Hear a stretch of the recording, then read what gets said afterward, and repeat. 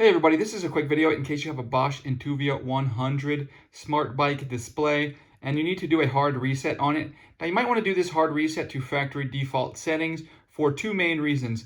Number one is troubleshooting.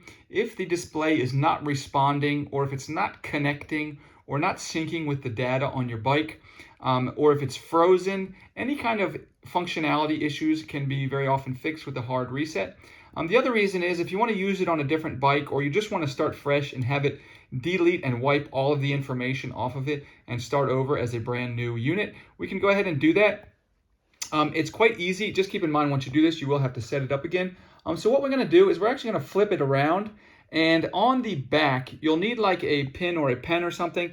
You'll notice that down here, this is where it mounts, and just kind of sort of to the bottom left there is a small reset button that you can press and hold for a couple of seconds, and that will hard reset the unit to its factory default settings.